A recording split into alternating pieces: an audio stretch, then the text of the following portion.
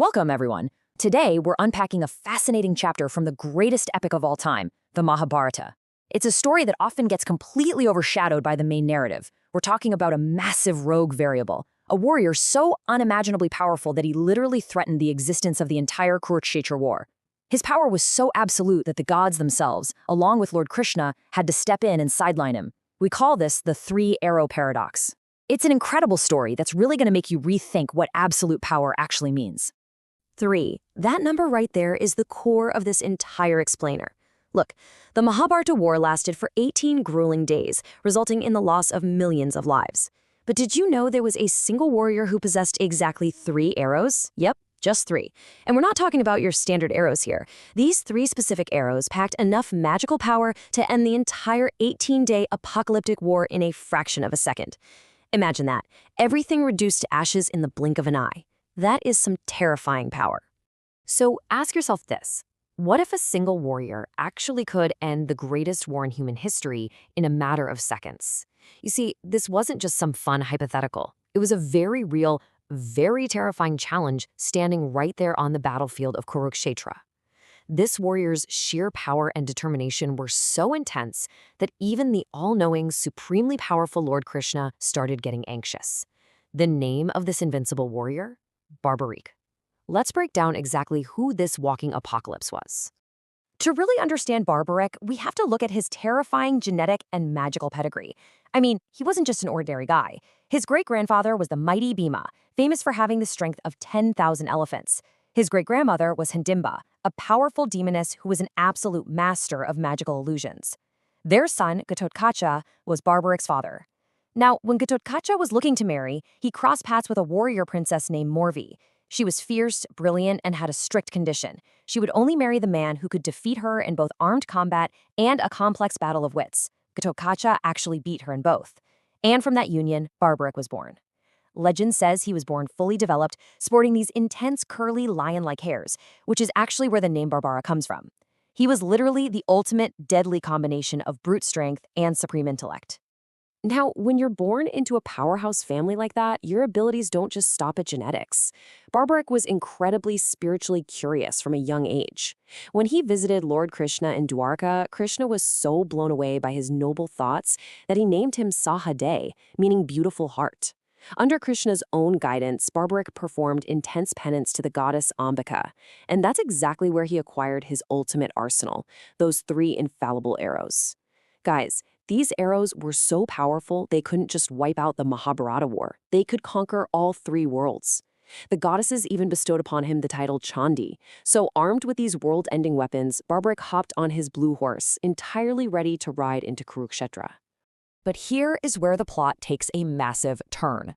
Barbarik's mother, Morvi, had taught him a sacred vow known as Hari Ka Sahara, which translates to the savior of the defeated. It essentially dictated that he must always fight for whichever side was currently losing the war. Now, on paper, that sounds incredibly noble and just, right? Like a true hero stepping in to protect the underdog.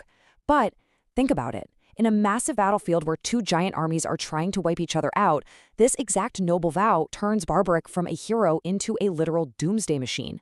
Let's look at how that actually plays out.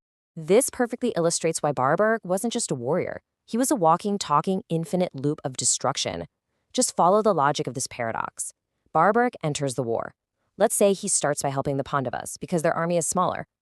As soon as he fires his unstoppable arrows, the massive Kaurav army immediately starts losing. But wait, what was his mother's vow? Always fight for the losing side. So the second the Kauravas start losing, Barbarik is magically bound to switch sides and join them. Now he's firing at the Pandavas. The Pandavas start losing. So, you guessed it, he has to switch back. The final result of this loop, his participation guarantees that literally everyone on that battlefield would be annihilated. In the end, only Barbarik would be left standing. It wouldn't be a war. It would be total extermination. Section 8. The master strategist steps in. Lord Krishna's ultimate reconnaissance mission. Realizing that this rogue variable was about to completely break the rules of the war and destroy everything they were fighting for, the greatest strategist of the Mahabharata knew he had to personally intercept him. Lord Krishna obviously couldn't just walk up and ask him to go home, so he disguised himself as a humble Brahmin and intercepted Barbarik on his way to the battlefield. When this Brahmin saw Barbarik carrying only 3 arrows to the greatest war in history, he intentionally mocked him. He was like, "Are you seriously going to a massive war with just 3 arrows?" Barbarik, super calm, basically replied that a single arrow was enough to destroy the entire enemy army, and if he used all 3, it would cause chaos across the universe. To test this staggering confidence, Krishna, in his Brahmin disguise, issued the ultimate challenge. He pointed to a nearby peepal tree and said, "All right, if you're such a legendary archer, let's see you pierce every single leaf on this tree with 1 arrow." So, what's the deal with the number 1 here? Well, Barbarik just smiled and accepted the challenge. He drew his bow and released a single arrow. In an absolute flash, that magical arrow zipped around and pierced every single leaf on the huge tree. But the trick didn't end there. The arrow didn't stop. It actually flew back and started hovering right over the Brahmin's foot. Why? Because Krishna had secretly stepped on one single leaf, hiding it under his foot. The arrow was literally just hovering there, waiting for Krishna to move so it could target that one final leaf. In that moment, Krishna knew for a fact that Barbarik's claim wasn't just bragging. His aim was truly inescapable. This brings us to Shyam, the supreme sacrifice of the 3-arrow-bearer. After seeing this absolute, terrifying precision firsthand, Lord Krishna realizes that this unstoppable threat has to be neutralized, leading us to one of the most profound and emotional moments in the entire epic.